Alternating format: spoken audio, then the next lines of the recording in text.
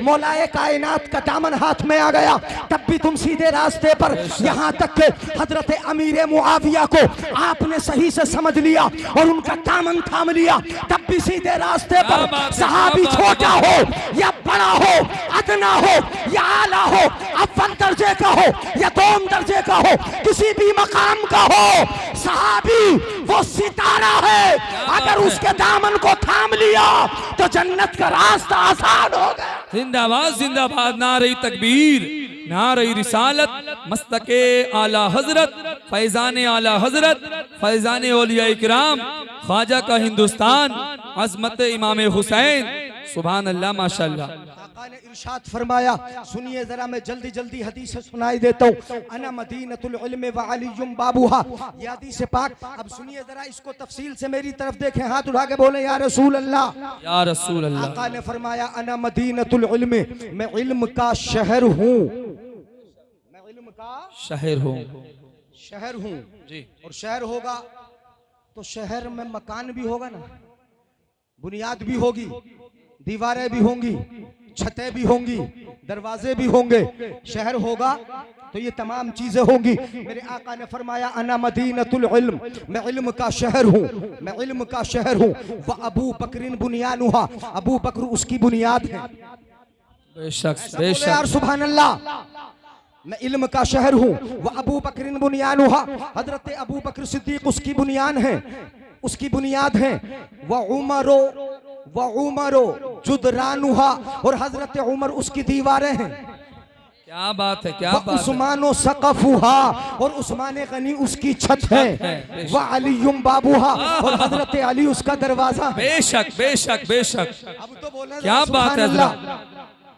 अब तरतीब जिक्र हो गई जी। बुनियाद हो, बुनियाद पर ही दीवार बन सकती है, बगैर बुनियाद के दीवार कायम नहीं, बगैर दीवारों के छत, नहीं, और जब दीवारें ही नहीं होंगी तो दरवाजा कहां से आएगा। जी जी जी, बहुत अच्छे। जब बुनियाद नहीं होगी तो दीवार नहीं होगी, और जब दीवार नहीं होगी तो छत नहीं होगी, और जब छत नहीं होगी तो दरवाजा कहां से लाओगे। डायरेक्ट कहीं दरवाजा चिपका दिया जाएगा? नहीं, बगैर दीवारों के दरवाजा नहीं चिपक सकता। इसलिए तुम्हें मानना पड़ेगा कि हजरत अबू बकर बुनियाद की हैसियत रखते हैं, हजरत उमर फारूक दीवारों की हैसियत रखते हैं, हजरत उस्मान गनी छत की हैसियत रखते हैं। उसके बाद मौलाए कायनात दरवाजा है, दरवाजा। अब अगर दरवाजे से दाखिल हो गए तो दीवारों से भी फायदा उठा लोगे, छत से भी फायदा उठा लोगे, बुनियादों से भी फायदा उठा लोगे। और अगर दरवाजे से दाखिल ना हुए, वाह वाह, जिंदाबाद जिंदाबाद, बहुत अच्छे हजरत माशाल्लाह। उठा लोगे फायदा, बोलो है? तो दामने अली से होके हजरत उस्मान गनी तक पहुंचा जाएगा, हजरत उस्मान गनी से होते हुए उमर तक पहुंचा जाएगा, हजरत उमर से होते हुए हजरत अबू बकर तक पहुंचा जाएगा। और अगर ऊपर से कह ले तो नबी है, नबी के बाद अबू बकर है, अबू बकर के बाद उमर है, उमर के बाद उस्मान गनी है, उस्मान गनी के बाद अली है, और अली के बाद इमाम हसन है, इमाम हसन के बाद इमाम हुसैन है। जो तरतीब है उसी तरतीब पर रहने दो। अगर बिगाड़ोगे तो समझ लो तुम बिगड़ जाओगे। ये कुरान हदीस नहीं बिगाड़ सकते। जिंदाबाद, नारे तकबीर, नारे रिसालत, मसलके आला हजरत, अजमत सहाबा, अजमत इमाम हुसैन, सुभान अल्लाह माशाल्लाह। क्या बात है, वाह। हजरत अबू बकर सिद्दीक की शान क्या है बता दूं? है इजाजत के नहीं है? बोलो, है इजाजत? सुनिएगा जरा, शान अबू बकर सिद्दीक की क्या है। बचपना है हजरत अबू बकर सिद्दीक का, बाप ने हाथ पकड़ लिया, बेटा चलो जरा मैं तुझे लेके चलता हूँ। बेटे का हाथ पकड़ा बाप ने, अबू बकर सिद्दीक के हजरत कहाफा ने, जो बाद में मुसलमान हो गए हजरत, उन्होंने हाथ पकड़ा, ले गए खाना काबा पर। खाना काबा में बुत रखे हैं, बड़े बड़े बुत हैं, बड़े ऊंचे ऊंचे बुत हैं। खाना काबा में दाखिल कर दिया, बोले बेटा हाज़िही आलिहतुकुम सुम्मुल उला, ये बड़े बड़े बुत तुम्हारे खुदा हैं, तुम्हारे माबूद हैं। फसजुद लहा, इनके सामने पेशानी को झुका दो बेटा। कौन बोलते? अबू बकर के अब्बा हजरत अबू बकर से, बेटा पेशानी झुका दो, सजदा कर लो, इनके सामने झुक जाओ, अपनी जबीने नियाज को झुका दो, ये हमारे बड़े बड़े खुदा है। हजरत अबू बकर सिद्दीक से ये कहकर बाहर गए बाप। हजरत अबू बकर सिद्दीक ने मौके को गनीमत जाना, पत्थर उठा लिया, क्या उठा लिया बोलो? जिंदाबाद जिंदाबाद। पत्थर हाथ में उठा लिया और पत्थर लेकर बोले, ऐ बुतो इन्नी जाइन फअतइमनी, मैं भूखा हूं जरा खाना तो खिलाओ। वाह जिंदाबाद जिंदाबाद। बड़े बड़े बुतों से बोले, इन्नी जाइन फअतइमनी, मैं भूखा हूं खाना खिलाओ। इन्नी आरिन फअक्सिनी, मैं नंगा हूं कपड़े पहनाओ। लेकिन बुत हैं कि खामोश, बुत बने खड़े हैं, कोई जवाब नहीं देता। बेशक बेशक। बुत है, बुत बने खड़े हैं, कोई जवाब नहीं। फिर कहा, इन्नी आरिन फअक्सिनी, इन्नी जाइन फअतइमनी, मैं नंगा हूं कपड़े पहनाओ, मैं भूखा हूं जरा मुझे खाना खिलाओ। लेकिन बुत हैं कि खामोश खड़े हैं, कोई जवाब नहीं देते। अमा वो क्या जवाब दे कि अगर मक्खी नाक पे बैठ जाए तो उड़ा नहीं सकते, अगर मच्छर दूध पीने लगे तो बचा नहीं सकते। वइन यसलुबहुम ज़ुबाबु शैअन ला यस्तनक़िज़ूहु मिन्हु दऊफ़त तालिब वल मतलूब, अगर मक्खी को छीनने लगे तो फिर वो उसे बचा नहीं सकते, छुड़ा नहीं सकते। कितने कमजोर हैं ये कि जिनकी पूजा की जाती है, और कितने कमजोर हैं वो कि जो इनको पूजते हैं। ये कुरान फरमाता है।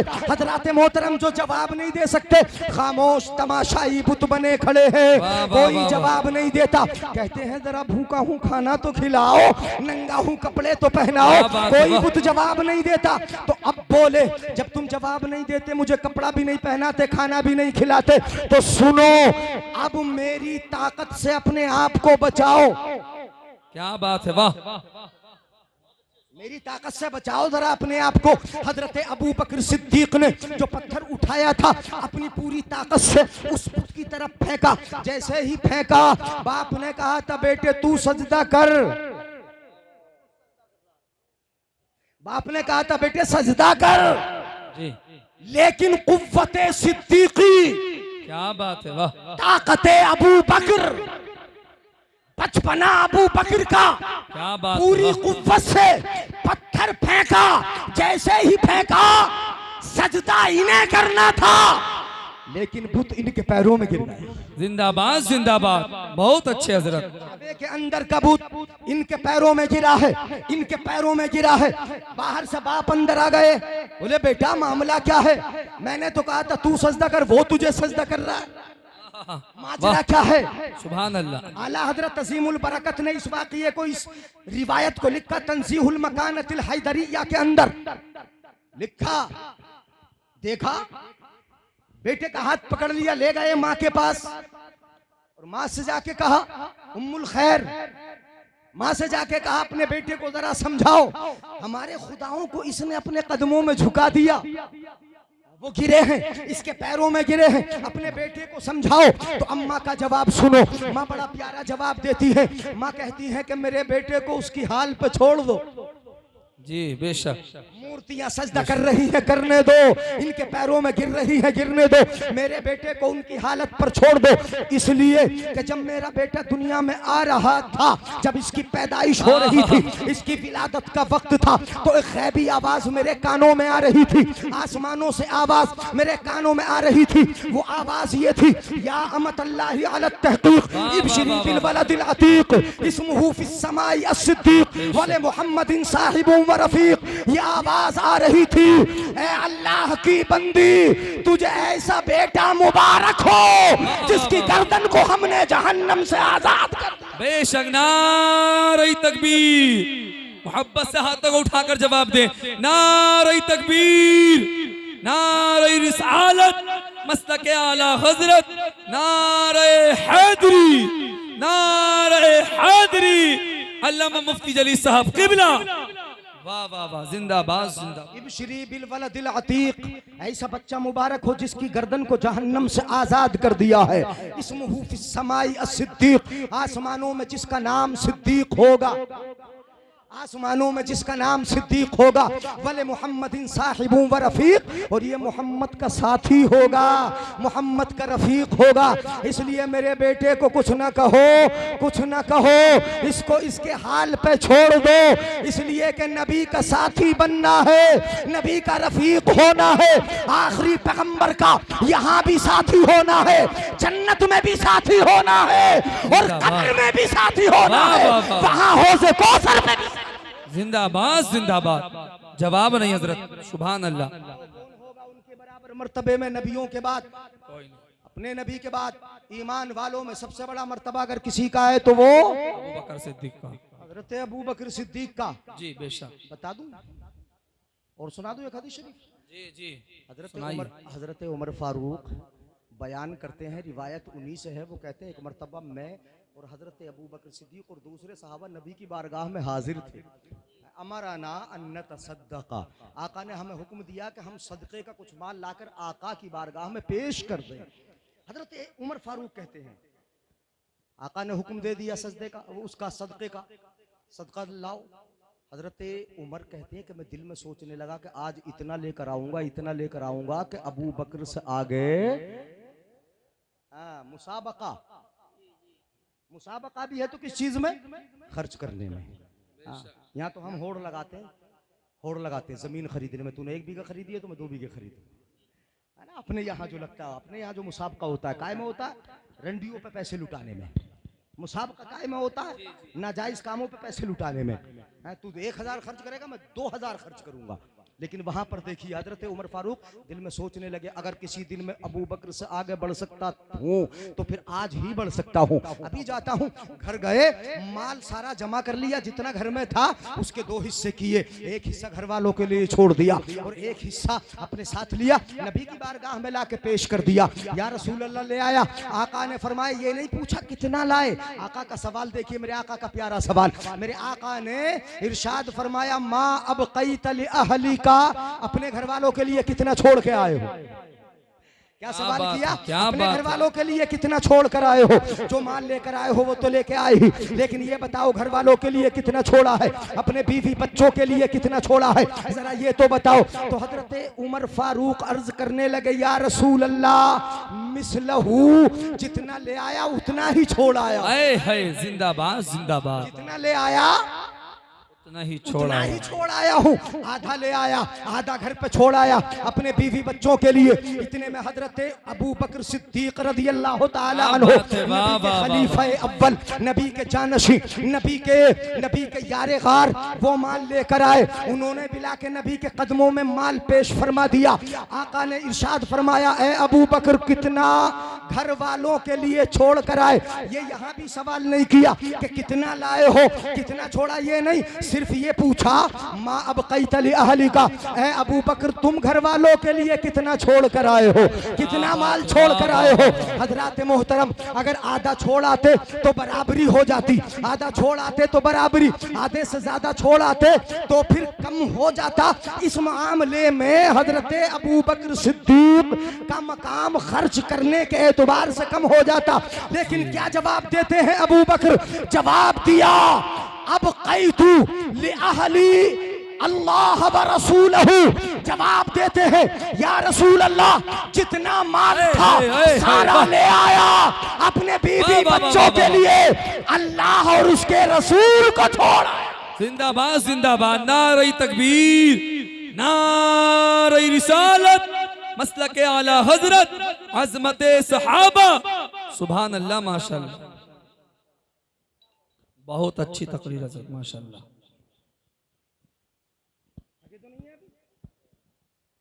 कितना छोड़ा आया बोलो? तो छोड़ा, किसे छोड़ के आए? अल्लाह और उसके रसूल को। सुनिएगा जरा, अल्लाह उसके रसूल को छोड़ आए, अल्लाह उसके रसूल को छोड़ आए। आधा माल हजरत उमर फारूक छोड़ कर आए। हजरत आयशा सिद्दीका की जानों पर सर रख कर मुस्तफा आराम फरमा रहे। रात के तारे माशाअल्लाह झिलमिला रहे। हजरत आयशा की निगाह उठी, आका की बारगाह में सवाल कर दिया, या रसूल अल्लाह आसमान के तारों के बराबर किसी की नेकी है? आका ने जवाब दिया, उमर की। किसकी बोलो? हजरत उमर की। मैं जल्दी जल्दी सुना रहा हूँ किसकी? हजरत उमर की। अब हजरत आयशा सिद्दीका चूंकि बेटी है हजरत सिद्दीक अकबर की, इसलिए लग गई, बात लग गई। कहने लगे फिर मेरे अब्बा का क्या होगा? सुभान अल्लाह बोलो यार, फिर मेरे अब्बा का क्या होगा? मेरे अब्बा की नेकियां कितनी? ये भी मैं बता दूं आपको, हजरत आयशा सिद्दीका ये सोच रही होंगी कि आसमान के सितारे अनगिनत हैं जिनको शुमार नहीं किया जा सकता, इसलिए इतनी नौकी तो मेरे अब्बा ही की होंगी और किसी की नहीं होंगी, ये सोचती होंगी, यही ख्याल होगा। तभी तो पूछ लिया अब अल्लाह के रसूल से, या रसूल अल्लाह फिर मेरे बाबा का क्या होगा, मेरे बाबा की नेकियों का क्या होगा? तो मेरे आका ने जवाब दिया, ए आयशा सुनो, आसमानों के सितारों के बराबर तो हजरत उमर फारूक की ने किया है, लेकिन जितनी उमर फारूक की ने किया है सारी नेकी हजरत अबू बकर की एक नेकी के बराबर है। क्या बात है, जिंदाबाद जिंदाबाद। सुभान हजरत अल्लाह। अबू बकर सिद्दीक की एक नेकी हजरत उमर फारूक की तमाम नेकियां। बहुत अच्छी समझ में आ रही है।